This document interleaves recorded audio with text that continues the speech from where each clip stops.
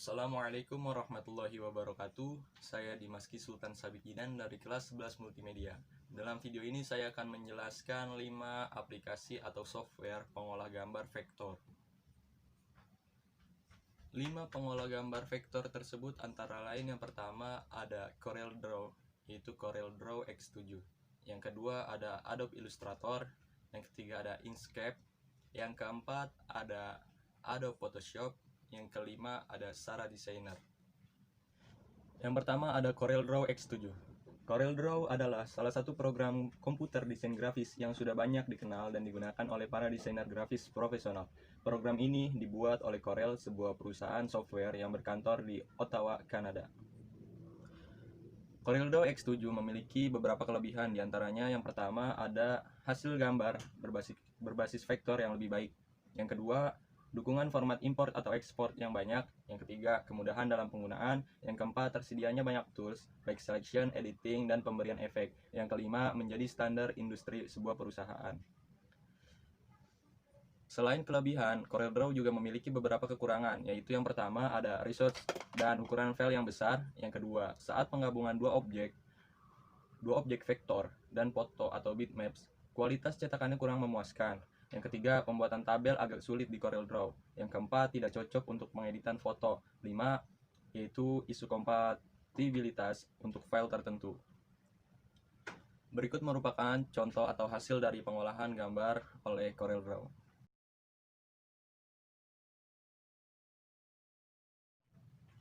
Yang kedua ada Adobe Illustrator. Adobe Illustrator adalah program editor grafis vektor terkemuka, dikembangkan dan dipasarkan oleh Adobe System.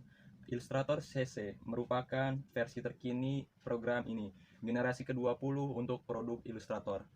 Kelebihan Adobe Illustrator yang pertama adalah terintegrasi dengan produk Adobe yang lain sebagai Adobe Creative Suite.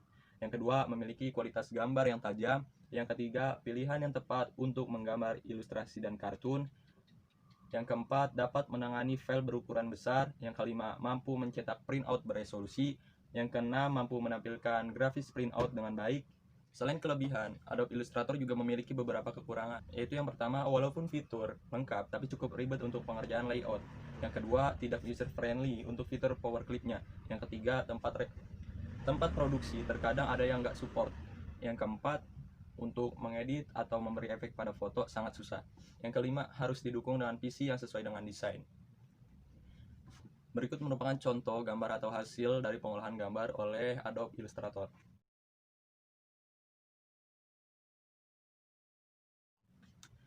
Yang ketiga, kita punya Inkscape.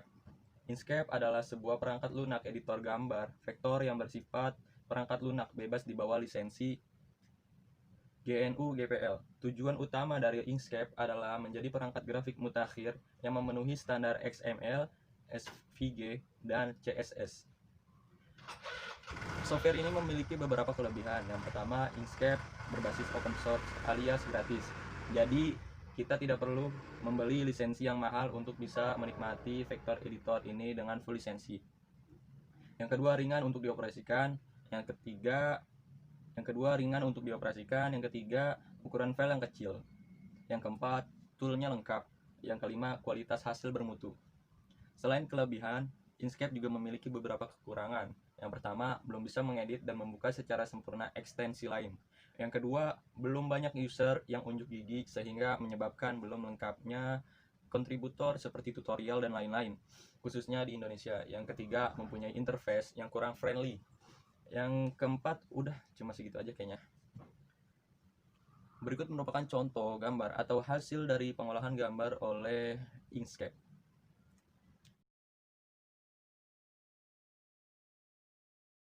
Yang keempat ada Adobe Photoshop. Adobe Photoshop atau Photoshop adalah salah satu perangkat lunak pengedit gambar atau bitmap yang dikembangkan oleh Adobe System. Perangkat lunak ini pertama kali diterbitkan sekitar tahun 1990. Ditemukan pada 19 Februari 1990. Adobe Photoshop memiliki beberapa kelebihan, diantaranya yang pertama, final dari hasil editing gambar lebih memuaskan. Yang kedua, tools di dalamnya mudah untuk dioperasikan. Yang ketiga, didukung oleh banyak tools unggulan. Yang keempat, dapat digunakan untuk menulis dengan efek yang diinginkan. Bagi Anda yang ingin membuat tulisan terlihat berbeda, Photoshop adalah jawabannya. Yang kelima, dapat digunakan untuk mendesain atau mengedit gambar. Selain kelebihan, Photoshop juga memiliki beberapa kekurangan, diantaranya jumlah lapisan yang digunakan membingungkan pengguna saat menggunakan Photoshop. Yang kedua, Photoshop tidak cocok untuk membuat majalah dan brosur karena tidak bisa sempurna saat membuat paragraf. Yang ketiga, ukuran yang dibutuhkan terlalu besar. Jika sekarang kita menggunakan terlalu banyak layer, untuk ukuran di Photoshop sangat bagus. Yang keempat, saat mencetak hasil Photoshop, kertas yang digunakan relatif sulit. Berikut ini merupakan contoh hasil gambar dari pengolahan Photoshop.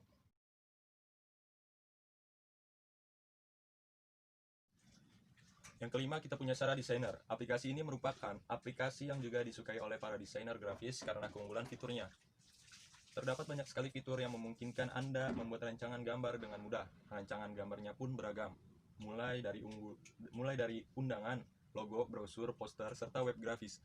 Tampilannya pun cukup sederhana, sehingga akan memudahkan para pemula yang baru berkecimpung di dunia desain grafis. Sara Designer memiliki beberapa kelebihan, diantaranya yaitu yang pertama dari segi harga. Software originalnya Sara lebih murah dibandingkan dengan 3 software populer di Indonesia. Yang kedua, kinerja program lebih ringan dibanding dengan yang lainnya. Yang ketiga, instalasi hanya membutuhkan space hard disk yang kecil sekitar 500 MB saja, dibandingkan dengan 3 software di atas yang membutuhkan space di atas 1,3 GB. Yang keempat, membutuhkan spesifikasi PC atau laptop yang lebih rendah dibandingkan ketiga software tersebut. Yang kelima, bisa mengolah bitmaps dan vektor sekaligus.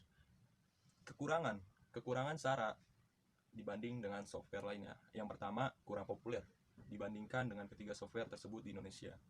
Yang kedua, kurangnya tutorial cara menjalankan software tersebut dalam bentuk video tutorial berbahasa Indonesia.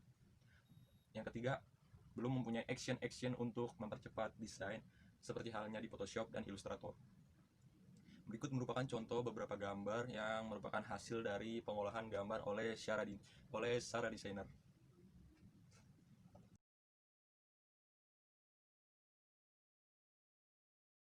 Oke, jadi itu 5 penjelasan tentang 5 software pengolah gambar vektor beserta pengertian, kelebihan, dan kekurangannya masing-masing.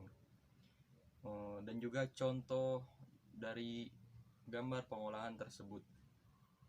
Kurang lebihnya mohon maaf, saya Dimas Sultan Sabik Jidan. Wassalamualaikum warahmatullahi wabarakatuh.